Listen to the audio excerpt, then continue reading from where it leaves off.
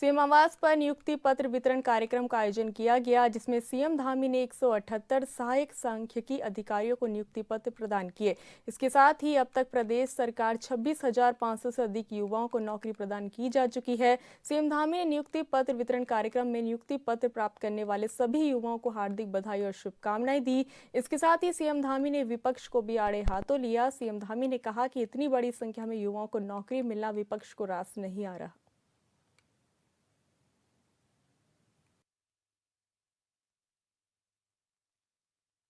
आज सच में आपको बहुत प्रसन्नता हो रही होगी कि आप सब नियुक्ति पत्र प्राप्त कर रहे हैं, एक नए अध्याय जीवन की शुरुआत कर रहे हैं। लेकिन जितनी खुशी आपको हो रही होगी, मैं समझता हूं उससे कम खुशी आपके माता पिता को नहीं हो रही होगी, शायद ज्यादा ही हो रही होगी। भले ही वो कुछ दिखा पा रहे होंगे, कुछ नहीं दिखा पा रहे होंगे, लेकिन बहुत खुशी हो रही होगी आपके गुरुजनों को, जिन्होंने आपको प्राइमरी से लेकर विभिन्न शिक्षा के क्रमों में आपको अलग अलग तरीके से शिक्षा और संस्कार दोनों ही देने का काम किया है। भाइयों बहनों, आप सभी जानते हैं हम राज्य के समग्र विकास के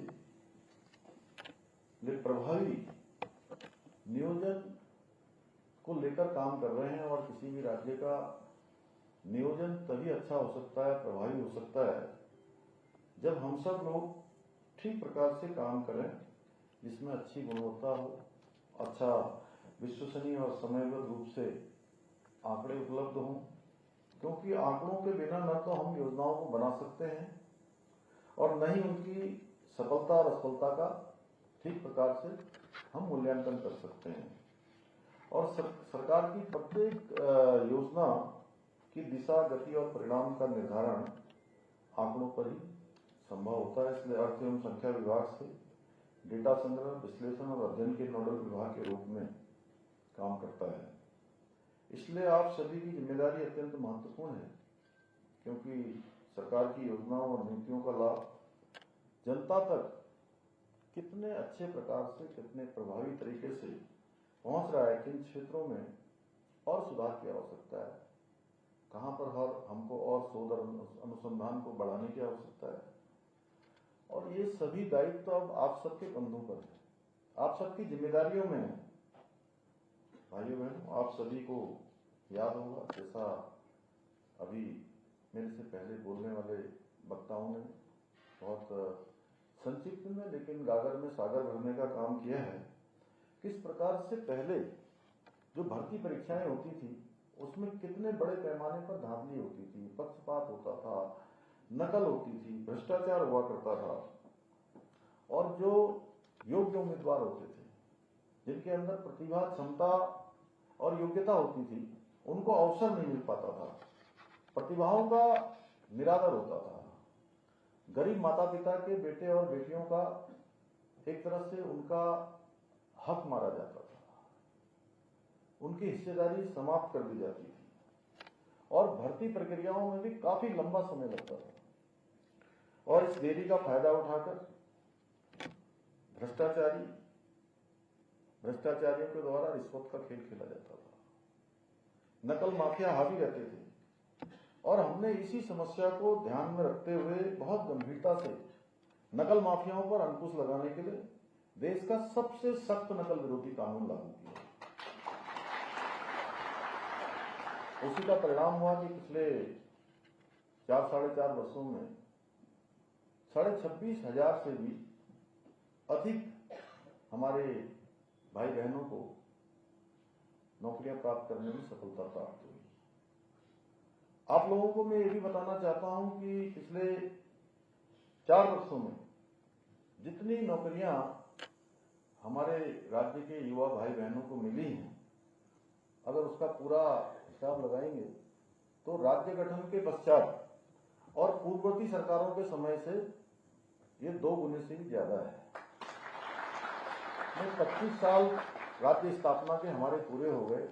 इस वर्ष हमने राज्य स्थापना का रजत जयंती वर्ष के रूप में हमने इसका आयोजन भी किया, जगह जगह कार्यक्रम भी किए। परंतु ये जो दुगने से इन 25 सालों में जो नियुक्तियां पिछले 4-4.5 वर्षों में संपन्न हुई हैं, उसके कारण से विपक्ष के लोगों को ये रास नहीं आ रहा है कि आज हमारे युवा गरीब माता पिता के बेटे बेटियां अपनी योग्यता, प्रतिभा और क्षमता और मेरिट के आधार पर कैसे सरकारी नौकरियों में अवसर पा रहे हैं। उनको परेशानी हो रही है इस बात की। मैं उन सभी को आज आप सबके इस कार्यक्रम के माध्यम से स्पष्ट कर देना चाहता हूं कि हमारी सरकार युवाओं के भविष्य के साथ किसी प्रकार से भी कोई खिलवाड़ नहीं होने देगी और हम युवाओं को रोजगार देने के जो हमारा संकल्प है उसके बीच में किसी तरह की भी कोई बाधा बिल्कुल नहीं आने देंगे। कोई भी निर्णय लेना होगा उसमें 1 मिनट की भी देरी नहीं करेंगे और वो निर्णय ले लेंगे।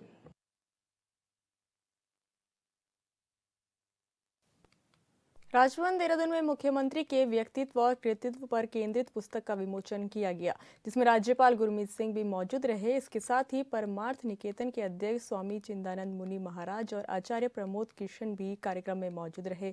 मुख्यमंत्री के व्यक्तित्व और कृतित्व पर केंद्रित पुस्तक विमोचन कार्यक्रम एक महत्वपूर्ण है जो राज्य के सीएम की राजनीतिक और सांस्कृतिक यात्रा पर प्रकाश डालती है।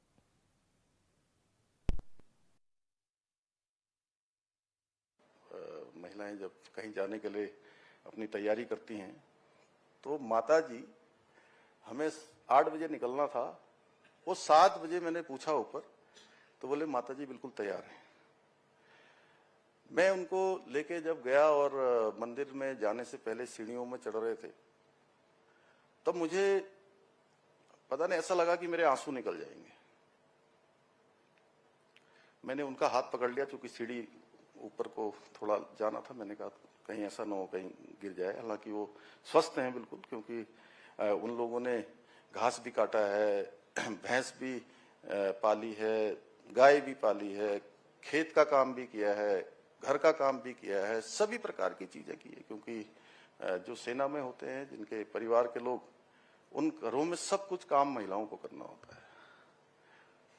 तो मैं इतना ही कहना चाहता हूं कि मैंने सोचा कि मैं इस गांव में कहां पैदा हुआ। घर माता जी दिखा रही थी, उनको भी ठीक से याद नहीं था क्योंकि 45 साल हो गए छोड़े हुए वहां से आए हुए, तो कुछ नहीं दिख रहा था। सारा वहां घर था वहां पर, लेकिन मतलब दूर से थोड़ा सा ऐसे 100-200 मीटर ऊपर से। तो मैंने कहा कहाँ, मतलब 12 घंटे पैदल चलना पड़ता था वहां से रोड पर आने के लिए। तो भगवान की कौन सी इच्छा थी, कहाँ पैदा करा, और कोई नियोजन था, कोई उसकी योजना थी, उसकी योजना के अनुसार काम हुआ। और सच बताऊं तो सेना में सेना के साथ और सेना को देखते हुए और पूज्य पिताजी को देखते हुए छुट्टी आते थे, फिर बड़े हुए देखा कि अनुशासन ये कूट कूट कर भर गया। इसलिए मैं जब पहले शुरू में इस जिम्मेदारी में आया तो बहुत जगह कार्यक्रमों में जैसे 10 बजे का टाइम दिया होता था, मैं 10 बजे पहुंच गया 2-3 बार। तो उनकी तैयारी नहीं थी वहां पर। एक दिन तो प्रधानमंत्री आवास योजना का कार्यक्रम था यहीं काशीपुर में, 10 बजे का टाइम दिया था पूरा शेड्यूल के हिसाब से। मैं 10 बजे पहुंच गया तो उन्होंने कहा साहब आप 1 घंटा पहले आ गए हैं। मैंने कहा 1 घंटा पहले, ये टाइम तो 10 बजे लिखा। बोले 10 बजे का मतलब हमेशा 11 बजे होता है। तो मैंने कहा हम इस धारणा को भी बदलेंगे। तो आप ऐसा करिए कि पूजा पाठ होती है ना, पहले ये कुछ करेंगे, इसके हवन पूजन जो भी करना है आप ये करिए, इतने में लोग आ जाएंगे। तो ये काम शुरू किया। तो अब जो है, और ऊपर से सोने पर सुहागा हो गया हम लोगों के लिए कि आप यहां आ गए।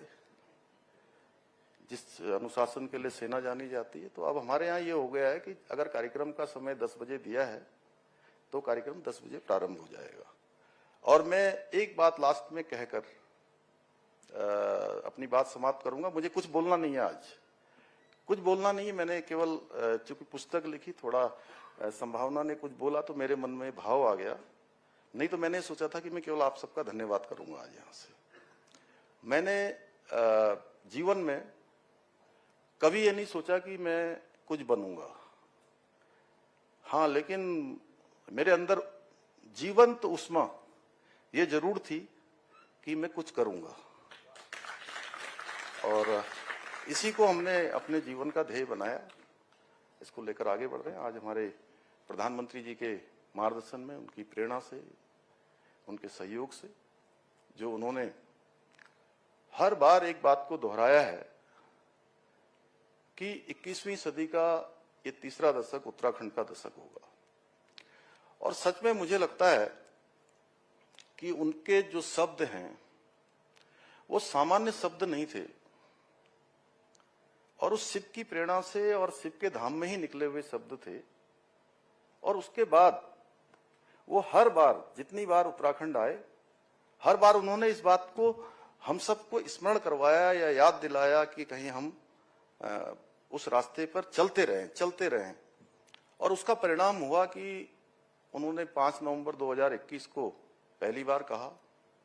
उसके बाद जैसा पूज्य चिदानंद जी ने भी कहा, अभी 5 धामों के बारे में आचार्य जी ने कहा, हमने यूसीसी यहाँ लागू कर दिया, हमने सख्त नकल का कानून राज्य के अंदर बना दिया, अनेक हमने कानून और बना दिए, दंगा रोकने के कानून, धर्मांतरण रोकने के कानून। और विकास के मामले में भी आज उत्तराखंड सतत विकास के लक्ष्यों को प्राप्त करने में भी देश में पहले स्थान पर आ गया।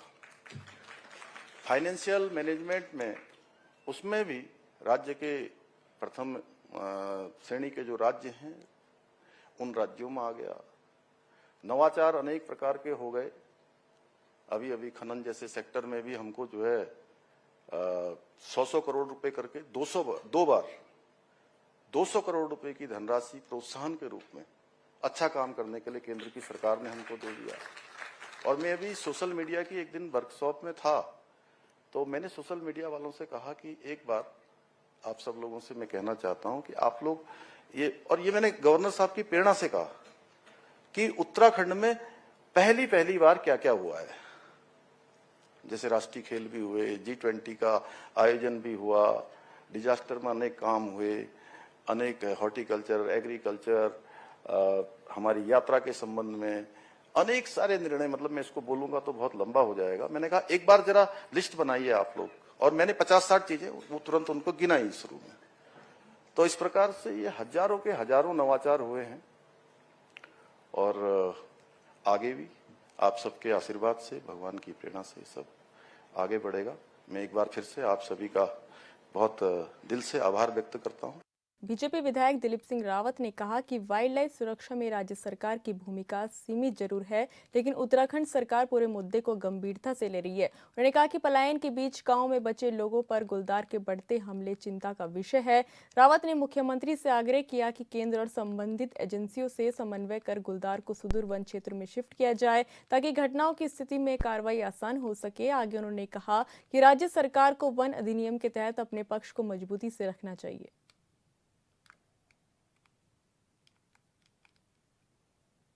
देखिए, स्टेट गवर्नमेंट का वाइल्ड लाइफ के सुरक्षा के मामले में ज़्यादा कोई भूमिका होती नहीं, लेकिन केवल क्योंकि वो सुपरविजन करते हैं, तो उसी के हिसाब से हमारी सरकार बड़ी गंभीर है और चिंता का विषय भी है कि जिस तरह से हमारे पहाड़ के लोग आज पलायन भी कर रहे हैं, तो उसके जो जितने लोग बचे हैं वो वन्य पशु से जो हैं उन पे आक्रामक हैं और उनके वजह से उनको नुकसान हो रहा है। तो मैं समझता हूँ कि उत्तराखंड सरकार गंभीरता से विचार तो कर रही है, लेकिन अभी बहुत विचार होना जरूरी है। और कई चीज़ों में, जैसे मैं गुलदार के मामले में मैंने निवेदन किया है माननीय मुख्यमंत्री से कि आप सेंटर में जाके जितनी भी उनकी संबंधित एजेंसियां हैं, चाहे बाघ प्राधिकरण है, NGT है, फॉरेस्ट विभाग है, उन सबसे ये रिक्वेस्ट करिए कि गुलदार हमारे यहाँ बहुत प्रचुर मात्रा में हो गए हैं, बहुत संख्या में हो गए हैं, इसलिए इसको शेड्यूल 1 से हटा दिया जाए। और ताकि अगर शेड्यूल 1 से हट जाएगा तो कोई घटना करने पर तुरंत उसको मारने का या पे पिंजरा लगाने का जो है आदेश करने में जो है सरलता रहेगी। तो इसलिए कि स्टेट गवर्नमेंट को भी इसकी दृढ़ता के साथ वन अधिनियम के लिए अपने पक्ष में क्या हो सकता है उसके सुझाव देना चाहिए। बीजेपी विधायक विनोद चमोली ने कहा कि कांग्रेस आज भी केवल उन्हीं पुराने चेहरों के सहारे काम कर रही है, जबकि जमीन पर उसकी सक्रियता लगभग ना के बराबर है। उन्होंने कटाक्ष करते हुए कहा कि राजनीतिक गतिविधियों में कांग्रेस कहीं दिखाई नहीं देती, और जब संगठन सृजन की बात की जाती है तो ये आश्चर्यजनक लगता है, मानो कोई नई चीज खरीदार नए ढांचा खड़ा कर दिया जाए। चमोली ने कहा कि संभवतः कांग्रेस इसी कड़ी में आगे बढ़ने की कोशिश कर रही है, लेकिन वास्तविकता यही है कि वे केवल औपचारिक रूप से संगठन खड़ा करने का प्रयास करती दिख रही है, जबकि धरातल पर उसकी मौजूदगी बेहद कमजोर है।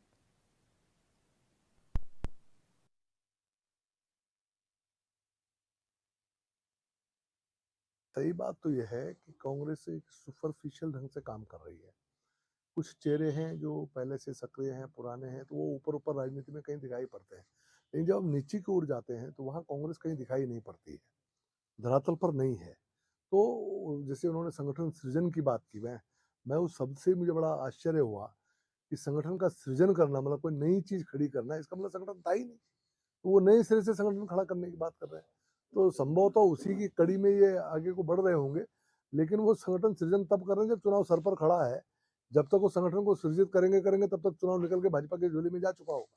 तो कांग्रेस की हालत जो है धरातल पर बहुत अच्छी नहीं है, और अब जाके वो हंटिंग कर रहे हैं कि साहब कोई व्यक्ति हमको कहीं मिले जिसका हम उपयोग कर सकें।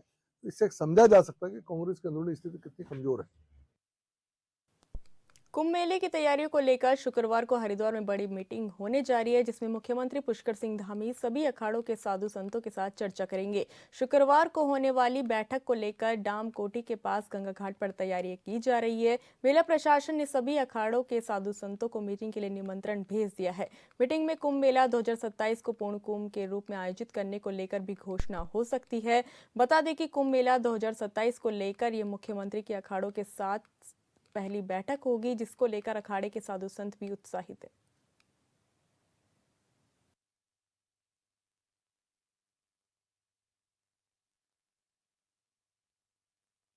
हमारे द्वारा यहाँ पे जो बैठक आयोजित की गई है समस्त अखाड़ों के साथ, उसी के क्रम में आज यहाँ पे तैयारियाँ चल रही हैं और बैठक होगी, और बैठक के बाद जो उस पर चर्चाएं होंगी, यही प्रोग्राम है।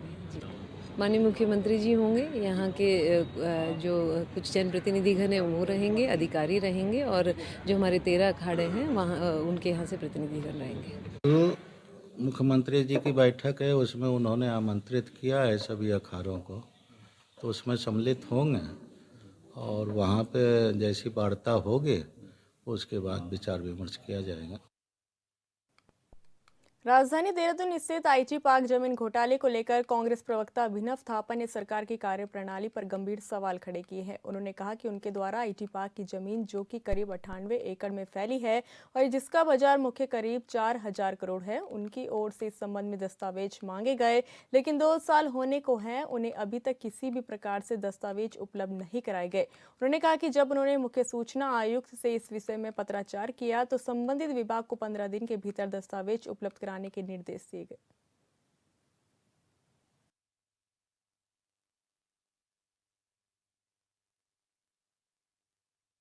सिटकुल में उत्तराखंड सरकार की आईटी पार्क की 98.5 एकड़ लैंड, जिसका आज बाजारी मूल्य 4000 करोड़ रुपए से ज्यादा है, उसमें एक बहुत बड़े संभावित घोटाले की एक अंदेशा नजर आ रहा है। 2 साल से हम लोग प्रयास कर रहे हैं आरटीआई के माध्यम से कि हमको ये सारी फाइल, दस्तावेज, इससे संबंधित सारे कागज मिले। हमको यही बताया जा रहा है बार बार कि ये फाइल उपलब्ध नहीं है, और जब फर्स्ट अपील में ऑर्डर होता है विधिक कार्रवाई करें एफआईआर करने के लिए, फिर भी नहीं करते हैं। मैं सेकंड अपील में गया चीफ इंफॉर्मेशन कमिश्नर के पास, मुख्य सूचना आयुक्त ने 5 अगस्त को कड़क ऑर्डर दिए कि अगर 15 दिन में फाइल नहीं मिली तो आपके ऊपर एफआईआर दर्ज होगी और दोषियों के खिलाफ सख्त कार्रवाई होगी निम्न धाराओं के अंतर्गत। फिर उसके बाद ये डरे, जो कई सालों से बता रहे थे फाइल अनट्रेसेबल है, इन्होंने कहा फाइल ट्रेस हो गई। उस ट्रेस होने के बाद भी जो फाइनल ऑर्डर आया, उन्होंने कहा अगर ट्रेस हो गई है तो इनको आप उपलब्ध करा दीजिए डॉक्यूमेंट। आज लगभग 2.5-3 महीने फिर से हो गए हैं। 16 सितंबर को फाइनल ऑर्डर है, ना वो कागज दे रहे हैं, ना वो जवाब दे रहे हैं, और बार बार कह रहे हैं कि हमें जो मिला है हमने आपको दे दिया, फाइल हमें नहीं मिल पा रही। देहरादून के पशुधन क्षेत्र में शक्ति नगर किनारे ऊर्जा विभाग की भूमि से अतिक्रमण हटाने के लिए प्रशासन ने व्यापक अभियान चलाया। धामी सरकार के निर्देश पर की गई इस कार्रवाई में कई हेक्टेयर सरकारी भूमि खाली कराई गई, जिस पर कई परिवारों ने अवैध कब्जा कर रखा था या मजारें बनाई गई थी। वहीं डीएम सविन बंसल ने कहा कि सरकारी जमीनों पर, फिर चाहे वो ऊर्जा विभाग की हो, नगर निगम की हो या कोई भी सरकारी जमीन हो, उस पर जिसने भी कब्जा किया है लगातार उन पर कार्रवाई की जा रही है। जिला प्रशासन की संयुक्त टीम ने भारी पुलिस बल के साथ अतिक्रमण हटाओ अभियान शुरू किया, जो जारी रहेगा।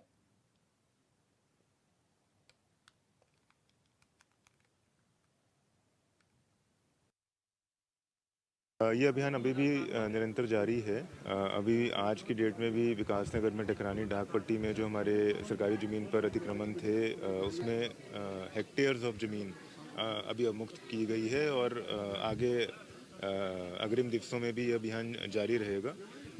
ऐसे ही हमारे जनपद के किसी भी क्षेत्र में जहाँ पर सरकारी ज़मीन पर कब्जे पाए जा रहे हैं, चाहे वो फॉरेस्ट डिपार्टमेंट के हैं या हमारे सरकारी ज़मीन है रेवेन्यू डिपार्टमेंट की या इरिगेशन की, पीडब्ल्यूडी की, उन सभी अधिकारियों को जिम्मेदार बनाया गया है अपनी अपनी ज़मीनों को कब्जा मुक्त कराने के लिए, और इसमें मैजिस्ट्रियल सपोर्ट और पुलिस असिस्टेंस उनको प्रदत्त की जा रही है।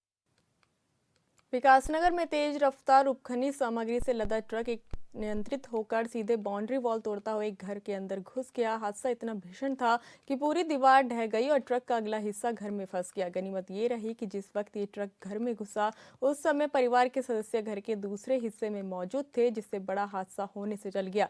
जानकारी के मुताबिक 10 दिनों में ये दूसरी बड़ी घटना है और दोनों ही हादसे उपखनिज ढोने वाले बेलगाम वाहनों की वजह से हुए। ऐसे में कई सवाल लोग उठा रहे हैं। स्थानीय लोगों ने मांग की है कि ओवरलोड वाहनों पर तत्काल कार्रवाई की जाए।